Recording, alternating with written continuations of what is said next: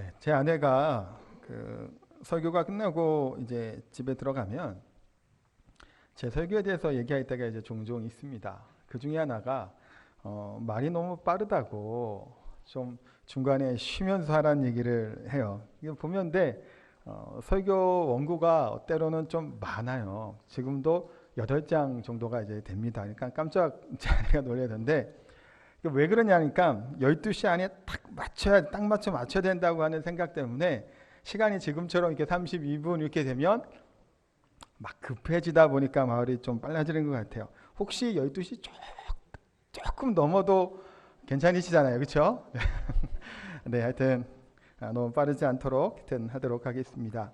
그러니까 이제 매일매일 이제 다니엘 교회를 참석을 합니다. 그래서 은혜도 받으시고 기도도 하시고 그럴 텐데 그러면서 이제 벌써 3주차에 접어드니까 조금 또 피곤하시기도 아마 할 것 같습니다. 다니엘 기도회 중에서 제가 이제 저희 아이들에게 한번 좀 들려줬으면 좋겠다라고 했던 그 강의라고 해야 될까요? 집회가 한번 있었습니다. 몇 일차였냐면 6일차였던 이제 그거였는데 나우 대표로 있었던 지성호 대표의 간증을 듣고 제 아내도 그렇고 저도 그렇고 이 간증은 좀 우리 아이들에게도 좀 들려주고 하면 좋겠다라는 생각을 해보게 됩니다. 그분이 탈북하셨던 분이에요. 탈북하셨던 분이고 그래서 미국에서 뭐 강연도 하시고 뭐 정재계 그런 인사들도 만나시며 또 북한 인권에 대해서 운동하시는 분입니다. 그래서 이제 강의를 들으면서 북한의 굶주림 가운데 있는 이 아이들에 대한 그 백성들, 우리 국민들에 대한 마음에 대해서 좀 생각해 보는 시간이 됐습니다.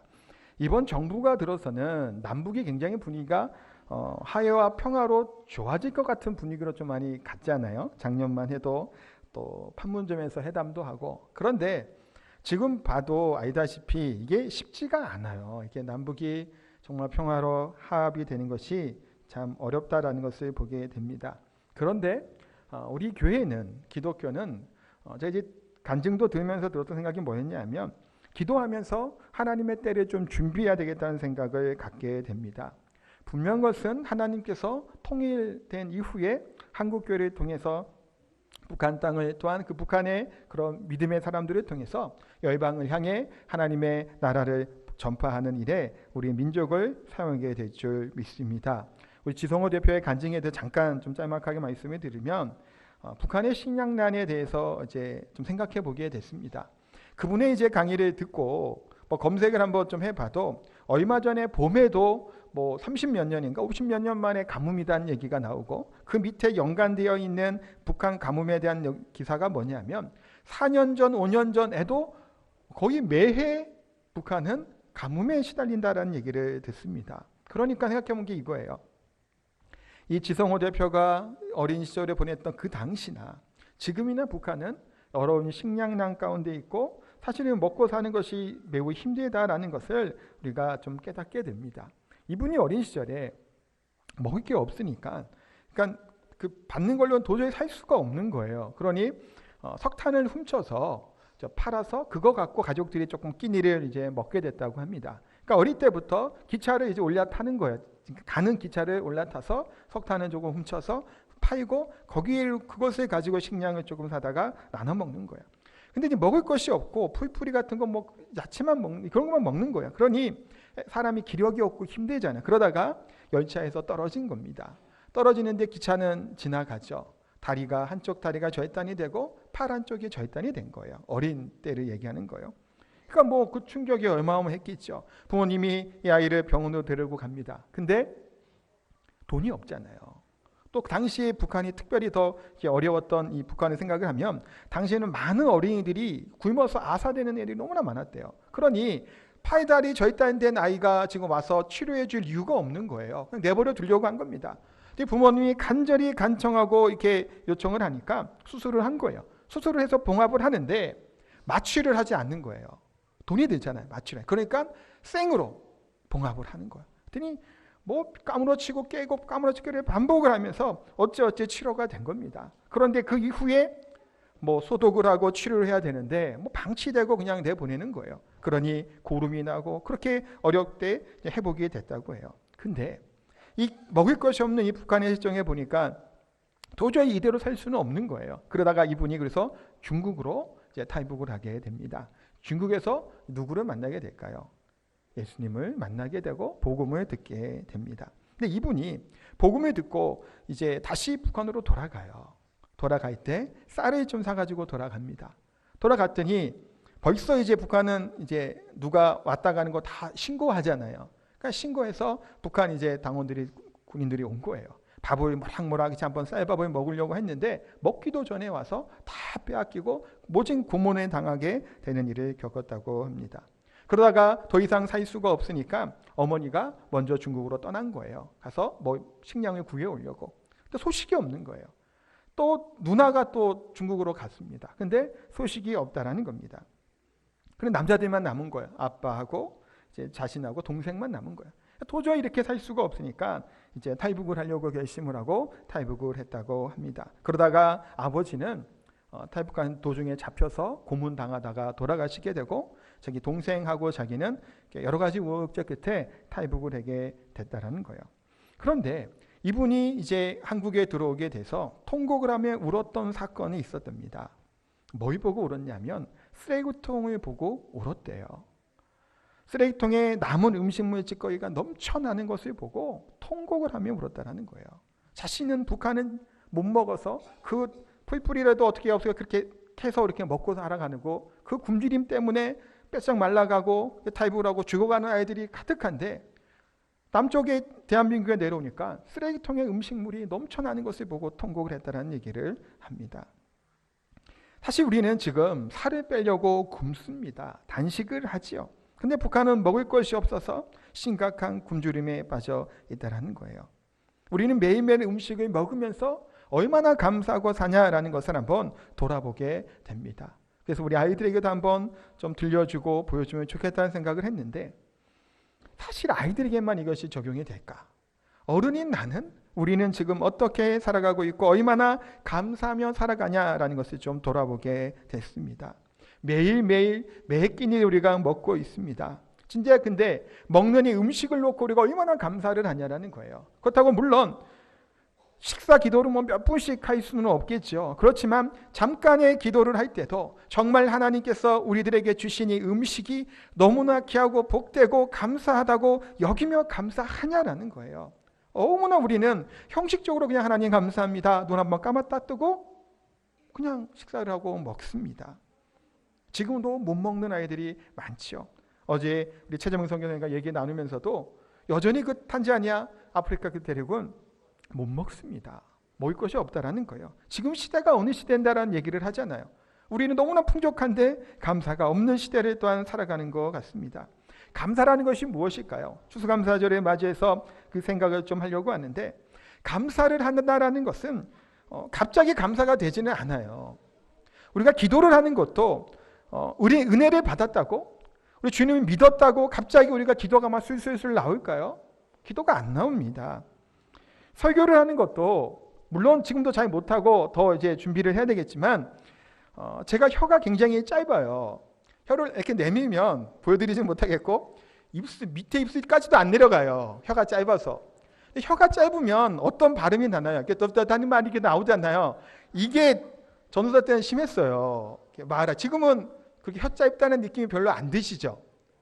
모르겠어요. 드실지도. 근데 이게 되기까지도 사실은 쉬운 일이 아닙니다. 혀 짧은 사람이 혀 짧지 않은 소리를 내기 위해 입을 벌리고 모양을 움직여가면서 사실은 조금 연습을 한 겁니다. 그러다 보니 지금이야 그래도 요만큼이라도 지금 하는 건데 갑자기 신학을 했다고 목사가 됐다고 설교가 나오지를 않죠.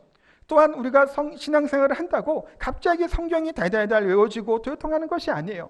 공부를 하고 연습을 하고 훈련을 해야 우리가 기도도 할 수 있고 말씀도 알 수 있다는 거예요. 마찬가지로 감사하다라고 하는 것도 우리가 체질화되지 않고 훈련이 되지 않고 습관이 되지 아니하면 감사가 풍성하게 나오지도 못하고 감사에 깊이 있는 감사를 드리지 못한다라는 겁니다. 특별히 사람이 잘 될 때 감사하는 건 그래도 조금 쉽습니다. 우리가 다니엘 기도회 기간 동안에 여러 이제 강사들이 오셔서 간증을 막 이렇게 해주시죠. 근데 어떤 강사들을 보면 어렵고 고통스럽고 힘든 그 여정을 통과해서 환한 정말 잘 되고 몸이 회복되고 정말 성공하고 또 하나님의 위대한 일을 쓰임받는 사람이 되는 것을 봅니다. 근데 때로는 몇몇 분은 그렇더라고요. 김간영 목사님, 그분 같은 경우 이끌 때 참 기억에 남아요. 그분 그 간증도. 반전은 없다는 얘기를 그분이 하시는 거예요. 여전히 고통스럽다는 거예요. 또 우리가 지난주 주일날 했던 교회 오빠 있을 때 나왔던 그 분이 있죠. 오은주 집사님인가요? 그분 할 때도 결국엔 돌아가신 거예요. 반전이 없었죠. 그런데 뭘까요? 그게 왜 은혜가 되고 간증이 될까요? 그분들이 왜 나왔을까요? 그 가운데, 고통 가운데, 고난 가운데, 어려운 가운데 믿음을 잃지 않고 끝까지 그리 아니하실지라도 감사했던 그들의 삶과 신앙의 고백을 통해 하나님이 뭐 하신 걸까요? 영광을 받으셨다라는 거예요. 꼭 성공하고 잘 되었기 때문에 형통하였다라고 얘기하는 그 우리의 그 번영되고 또 잘 된다고 하는 그런 사상이 아니라, 고난 가운데 있고 고통 가운데 있을지라도, 여전히 힘든 가운데 있을지라도 그 가운데 우리가 믿음을 잃지 않고 살아가는 그것, 그 가운데 감사할 수 있는 것, 그것이 진정한 어찌 보면 감사라고 얘기할 수 있습니다. 오늘 본문에 10명의 나병 환자가 나옵니다. 나병은 뭔가요? 옛날에 문둥병이라고 얘기했던 이 병이죠. 이들은 하나님께 예배드리지 못합니다. 들어가지도 못해요. 또한 가정이나 무슨 공동체에 소속해 있는 공동체로부터 격리된 삶을 살아가는 비참한 존재들이 바로 이들이에요. 레위기 13장 45절에 보니까 이렇게 성경을 이들에 대해서 말씀하고 있습니다. 같이 한번 읽도록 하겠습니다. 나병 환자는 옷을 찢고 머리를 풀며 윗입술을 가리고 외치기를 부정하다 부정하다 할 것이요. 자, 나병 환자가 해야 될 것이 뭐라는 건가요? 옷을 찢고 윗입술을 가리고 외치는 겁니다. 부정하다 부정하다. 주변의 사람들이 자신에게 다가오는 것을 막어요. 외쳐야 되는 겁니다. 그러면 뭘까요? 사랑하는 사람들과 만날 수 없습니다. 이런 생각을 하게 됐어요. 제가 딸 얘기를 종종 하잖아요. 지금도 얼마나 예쁘고 그런지 몰라요. 말도 못합니다 사실. 근데 만약에 나병 환자가 되고 나병에 걸렸다면 이 사랑하는 딸을 쓰다듬어 줄 수 없어요. 안아줄 수도 없습니다. 맛있는 건 뭘 하나 줄 수도 없는 거예요. 오히려 뭐 해야 돼요? 부정하다 부정하다 외쳐서 그들이 가까이 오지 못하게 막아야 되는 실정에 처한 것이 이들의 모습이에요. 얼마나 비참하겠냐라는 거예요. 그들의 상처가 얼마나 크겠냐라는 거예요. 이들이 예수님을 만납니다. 아마도 추측하건대 성경은 나와 있지 않지만 먼저 소리쳤겠죠. 부정하다 부정하다. 그러면서 이들이 예수님께 뭐라고 외치나요? 예수 선생님이여 우리를 불쌍히 여기소서. 예수 선생님이여 우리를 불쌍히 여겨 주소서 외칩니다. 이때 예수님께서 14절에 보니까 이렇게 말씀을 하십니다. 같이 읽겠습니다. 보시고 이르시되 가서 제사장들에게 너희 몸을 보이라 하셨더니 그들이 가다가 깨끗함을 받은지라. 아멘.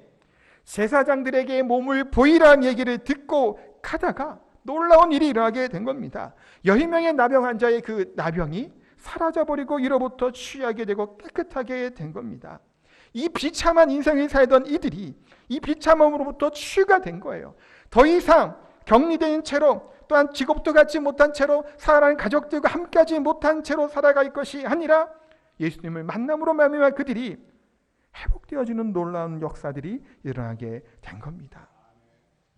그런데 10명이 다 나음을 입었는데 성경은 무슨 이야기를 이어서 하고 있나요? 그 중에 한 사람만 옵니다. 그 9명은 다 어디 갔느냐라고 예수님은 말씀하십니다. 이것을 볼 때 우리가 뭘 깨닫게 되나요?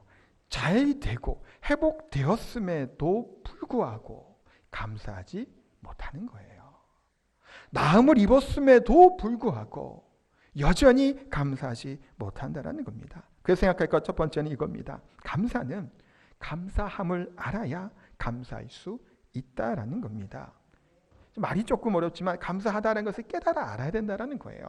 지난번 우리 강의 중에서 유정기 목사님 했던 예화인데 편작에 대한 예화를 그분이 하셨는데 참 또 같이 인용하고 싶습니다.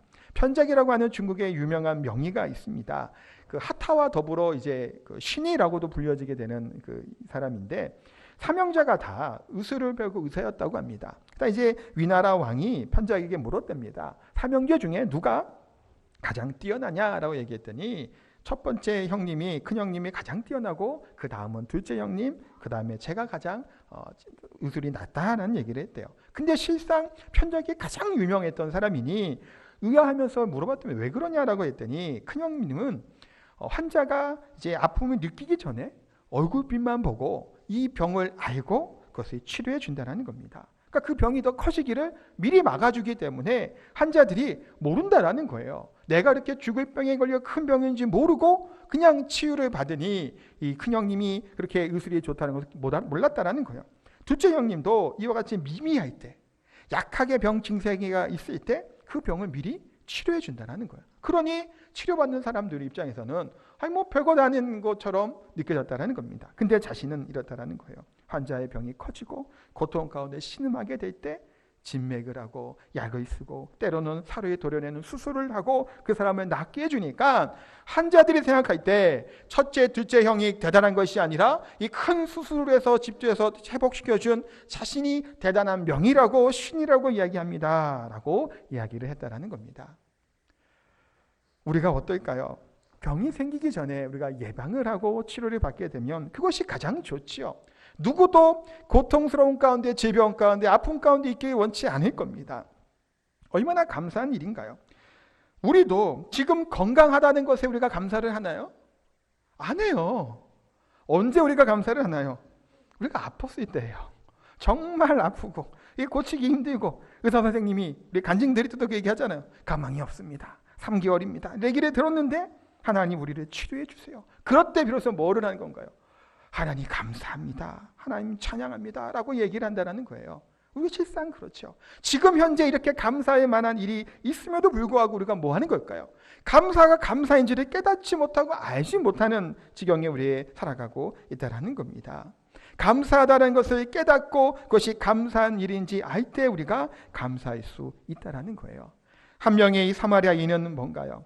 자신이 이 병이 예수님으로 말미암아 하나님의 은혜로 말미암아 깨끗하게 치유된 것을 아는 거예요. 그러니 이가 예수님께 돌아와 그 앞에 무릎을 꿇고 하나님께 감사할 수 있었다라는 겁니다. 그런데 우리는 이런 생각을 하게 돼요. 간증 들으면서 그 얘기도 하시더라고요. 그렇게 어려운 병 가운데 치료를 받았는데 뭐라는 걸까요? 나이 때가 돼서 나았나? 회복될 때쯤 돼서 그냥 내가 나은 것이 아닌가라는 생각을 갖게 된다는 거예요. 그렇게 중병이었는데도 때가 되어서 나은 것이 아닌가라는 생각을 하는 것이 우리 인간의 악함이고 간사함이라는 겁니다. 근데 오늘 9명의 나병 환자의 모습은 어떤가요? 감사도 못하는 참 안 좋은 사람처럼 보입니다. 야, 어떻게 이렇게 이럴까 생각을 하죠. 우리는 한 명에 속할 것 같으신가요? 이 9명에 속할 것 같으신가요? 우리는 이런 생각을 할 수 있어요. 우리는 이 한 명 사마리아인처럼 하나님께 감사할 사람이고 또 그렇게 할 것 같단 말이에요. 그런데 불행하게도 대다수의 많은 사람이 9명에 속할 수 있다는 겁니다. 디모데후서 3장에 보면 말세에 고통하는 때에 대한 얘기를 말씀하고 있는데 그 중에 하나가 감사하지 않는 것이라고 말씀을 합니다. 또 로마서 1장 21절에 보면 거기서도 감사하지 않을 것에 대해서 말씀하고 있는데 같이 한번 읽도록 합니다. 하나님을 알되 하나님을 영화롭게도 아니하며 감사하지도 아니하고 오히려 그 생각이 허망하여지며 미련한 마음이 어두워졌나니. 하나님을 안다고 하면서도 하나님을 영화롭게도 안 하는 겁니다. 감사하지도 아니한다라고 말씀하고 있습니다. 뭔가요? 죄인의 특성입니다. 인간의 본성, 악한 본성이라는 거예요. 우리는 하나님께 감사하기보다는 뭘까요? 원망하고 불평하는 것이 더 많다라는 거예요. 모든 것을 당연히 그냥 그러려니 생각할 때가 많다라는 겁니다. 주변의 사람들이 돌아보도 어떠신가요? 감사가 넘치는 사람들이 많은가요? 아니면 불만, 불평만 쏟아내는 사람들이 많은가요? 우리 가족들은 어떤가요? 항상 감사하시나요? 아니면 조금 좋은 것들을 생각하지 아니하고 안 좋고 안 된 것을만 생각하는 것이 우리들의 모습이에요. 잘 된 것을 보면 감사할 텐데 잘 된 것은 그냥 그러려니 생각을 합니다. 그런데 안 된 것만 생각을 해요. 우리 자녀들이 그럴 때도 있는 것 같아요. 뭔가를 많이 해주고 받았고 그렇게 했음에도 불구하고 거기에 대해 감사하지는 않고 한 가지 안 된 것만 생각해서 불만, 불평과 그 원망을 하는 것들을 사실은 보게 됩니다. 또한 때로는 하나님의 은혜를 받았을 때 이것이 내 공로고 내 의지고 내 잘한 것으로 여길 때가 또한 많다라는 거예요. 옛날 속담에 잘 되면 내 탓이고 못 되면 조상 탓이라고 얘기를 하죠. 이게 왜 그럴까요? 우리 인간이 이렇게 남 탓을 너무나도 잘한다는 겁니다. 그러기 위해서 우리가 해야 될 것 두 번째가 있습니다. 뭐냐면 감사는 기억을 하고 표현을 해야 합니다. 이게 굉장히 중요한 것 같아요. 군인들이 좋아하는 간식이 뭘까요? 그냥 뭐 지금은 달라질지도 몰라요. 또 잘 먹으니까 요즘 군인들도 초코파이죠. 초코파이 중에 가장 맛있는 초코파이는 어느 회사일 걸까요? 그렇죠. 다들 잘 아시네요. 오리온 초코파이. 정이라고 하니 오리온 초코파이입니다. 저도 군대에서 눈 감고도 한번 맞췄어요. 먹어보고 이건 오리온이구나, 크라운이구나, 롯데구나. 눈 감고도 막 맞췄는데 군종이었기 때문에 많이 먹었습니다. 종류별로. 하여튼 근데 이제 오리온 초코파이 광고 중에 이런 광고가 예전에 있었어요. 말하지 않아도 알아. 근데 어떻게 말하자면 어떻게 알아요? 말도 안 되는 광고 같은 생각이 들어요. 사랑을 하는데 사랑합니다라고 얘기를 해야 알죠. 눈빛만 봐도 뭐 알 수 있나요? 그럼 사랑 지칩니다, 사실은. 그렇게 눈빛만 보고 사랑하고 그 눈빛을 맞춰야 되잖아요. 그러면 뭔가요? 곤두서야 돼요. 저 사람의 의도가 무엇일까? 정말 나를 사랑하는 건가? 감사하는 눈빛인가? 왜 이렇게 피곤하게 살아야 되나요? 사랑하면 뭐라고 얘기할까요? 사랑한다고 얘기하는 겁니다. 저희 가정에서 요즘에 많이 쓰는 단어가 있어요. 미고사입니다. 무슨 뜻일까요? 미고사가. 미안합니다. 고맙습니다. 사랑합니다. 그냥 장난치면서 제 아내랑 그냥 미고사하고 말기도 해요. 그 단어를 하나를 써야 되는데 미안하면 미안하고 고맙다 해야 되는데 그냥 미고사라고 이제 얘기하면서 이제 하기도 하는데 사과한다는 것, 미안하다라고 하는 것도 즉각하면 사실은 이 문제가 이렇게 어려워지지 않아요. 근데 때로는 우리가 이 미안하다는 얘기의 사과도 굉장히 지체를 합니다. 이 타이밍이 중요하잖아요. 미안하다고 하는 것도. 그때를 넘어서면 장기적으로 되고 계속해서 마음의 골이 깊어지는 것을 보게 됩니다. 바로바로 해야 돼요. 사랑한다고 하는 말도 표현해야 알아요. 옛날 어르신들은 남편들이 아내에게 사랑한 말 안 하고 자녀들에게 사랑한 말 안 했잖아요. 어르신들은 다 그렇게 커 오셨잖아요. 커 오셨으니까 이렇게 행복하시던가요? 모르겠어요. 요즘 아이들은 어떨까요? 다 그런 얘기 듣고 살아요. 요즘에는. 안 듣고 살았던 부모도 사랑한다는 얘기를 많이 해요. 아이들에게. 그 아이들이 정서적으로 더 건강하게 자라나는 것을 보게 됩니다. 고맙다는 것도 고마운 것을 표현을 해야 돼요. 그 때로는 그래서 우리가 고마움을 여러 가지 선물도 하고 말로 할 수도 있겠고 또 뭔가의 우리의 그런 문자나 전화나 여러 가지 표현을 방법을 쓰는 겁니다. 행하지 않은 것은 죽은 것이다 라고 말씀하는 것처럼 우리의 이런 미안한 마음, 고마운 마음, 사랑하는 마음을 표현할 수 있어야 돼요. 우리가 공부를 하던 아이들이 얘기를 합니다. 공부하고 뒤돌아서면 뭐 한다고 얘기하나요? 잊어버린다고 얘기하죠. 특히 어르신들이 많이 얘기하시더라고요. 돌아서면 잊어버린다고. 근데 가장 그래도 오래 기억하는 방법이 있죠. 뭔가요? 가르칠 때 오래 우리가 기억한다고 이야기를 합니다. 이걸 조금 제가 다르게 얘기하면 말할 때, 표현하게 될 때 우리들의 이 기억은 오래 갑니다. 왜 그러냐면 하나님께 받은 은혜도 우리가 표현하지 아니하면 잊어버려요. 우리 인간이 어떤가요? 내가 베푼 것, 내가 해준 것 평생을 기억을 합니다. 내가 언제 이거 해줬는데 이걸 막 얘기해요. 그런데 상대방에게 받은 것은 얼마나 기억하시나요? 돌아서면 사실은 잊어버립니다. 표현하지 않기 때문에 더 그런 것 같아요. 이스라엘 백성들 고질병 중에 하나라고 얘기하는 이들의 완악함도 우리가 잘 아시죠? 인간의 대표예요. 그들이 특별히 나빠서 못해서가 아니라 인간이 그렇다는 것을 우리가 알게 됩니다. 홍해를 가른 이후에 3일 만에 그들은 하나님을 원망합니다. 40년 동안 구름기둥과 불기둥 만나와 메추라기 이와 같은 놀라운 반석에서 물도 먹었음에도 불구하고 그들은 원망과 불평을 쏟아내게 됩니다. 이스라엘 백성들의 그런 완악한 반역하고 하나 앞에 거역하는 것이 받은 은혜가 적었기 때문일까요? 아니면 이 받은 은혜를 기억하지 못하기 때문일까요? 우리가 성경을 통해 너무나 잘 알고 있죠. 그들만큼 복받은 민족이 어디 있냐라는 거예요. 근데 그들은 끊임없이 하나님께 거역하고 망각하며 대적하게 됩니다. 시편 103편 2절에 보니까 내 영혼아 여호와를 송축하며 그의 모든 은택을 잊지 말지어다 라고 말씀을 합니다. 믿음생활, 신앙생활의 중요한 것은 뭘까요? 은혜를 많이 받는 것 중요해요. 그러나 더 중요한 것은 뭘까요? 받은 은혜를 잊지 않는 겁니다. 시편 50편 22절 23절 말씀을 요거는 같이 읽도록 하겠습니다. 하나님을 잊어버린 너희여 이제 이를 생각하라. 그렇지 아니하면 내가 너희를 찢으리니 건질 자 없으리라. 감사로 제사를 드리는 자가 나를 영화롭게 하나니 그의 행위로 옳게 하는 자에게 내가 하나님의 구원을 보이리라. 아멘. 사랑하는 성도 여러분, 하나님은 시편을 통해서 말씀합니다. 하나님의 구원을 보이리라. 누구에게? 감사하는 자에게 보이리라 말씀합니다. 오늘 본문의 한 명의 사마리아인 돌아왔죠. 돌아온 이에게 예수님이 뭐라고 말씀을 하시나요? 19절 말씀 함께 읽겠습니다. 그에게 이르시되 일어나 가라 내 믿음이 너를 구원하였느니라 하시더라. 아멘. 예수님께서 이 한 명의 사마리아인에게 구원을 선포해 주시는 겁니다.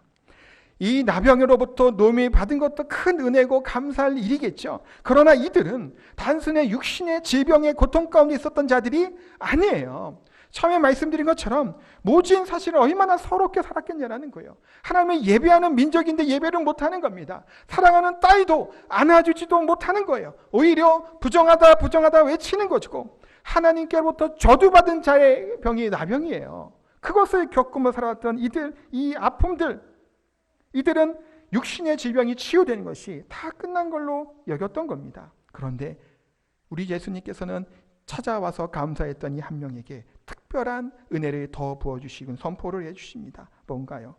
너의 구원에 대해서 말씀하고 있습니다. 가라 내 믿음이 너를 구원하였느니라 말씀합니다. 사랑하는 성도 여러분, 하나님께 받은 가장 큰 감사의 그것이 무엇일까요? 내가 하나님의 자녀가 된 구원받은 것이 가장 큰 감사의 제목인 줄 믿습니다. 우리 또한 나에게 주신 구원에 대해서 때로는 반응하지 못하고 살아갈 때가 있습니다. 구원을 얻었으면 사실 다 얻은 것이죠. 그 안에서 주어지는 놀라운 풍요로움 우리가 누리며 살아가게 됩니다. 그런데 때로는 9명의 나병 환자들처럼 이것이 하나님의 은혜인지를 깨닫지 못하고 이것이 하나님이 나를 치유해 주신 것을 깨닫지 못하고 그냥 내 갈 길 갈 때가 많다라는 겁니다. 때로는 내가 지금 잘 살아가는 것도 내가 잘나서 내가 열심히 해서 무엇인가 이루었다라고 착각을 하면서 할 때가 많다라는 거예요. 그래서 감사할 줄을 모르고 불만, 불평이 쏟아나게 되는 우리들의 삶을 보게 됩니다. 감사는 이런 얘기가 있죠. 벽에다가 공을 힘껏 던지는 것 같다라는 거예요. 뭔가요? 감사를 더 세게 하면 할수록 그 돌아오는 감사가 거리가 더 많다라는 겁니다. 사랑하는 성도 여러분, 우리가 진정으로 하나님의 자녀가 되고 우리 한 해 동안 하나님 주신 은혜가 우리에게 있다라면 이 감사를 잊어버리지 않기를 소원합니다. 또한 감사한 것을 우리가 알았다라면 뭐 해야 될까요? 표현을 하고 감사할 수 있어야 되는 겁니다. 이럴 때 하나님의 은혜가 감사함이 우리 가운데 더 차고 넘칠 줄 믿습니다. 기도하겠습니다. 사랑의 하나님 감사합니다. 감사로 하나님께 나아가게 하여 주시고 하나님께 영광 올려드리는 저희들의 삶이 되게 하여 주시옵소서. 부족한 저희들에게 매일매일 생명의 양식을 주시고 은혜를 더하여 주셔서 하나님을 아는 지혜를 주시고 구원의 기쁨과 감격을 주심에 또한 감사를 드립니다. 이 감사가 이 은혜가 매일매일 삶을 통해 나타나게 하여 주시고 하나님께 영광 올려드리는 저희들의 삶이 다 되게 하여 주시옵소서. 감사드리며 예수님의 이름으로 기도하옵나이다. 아멘.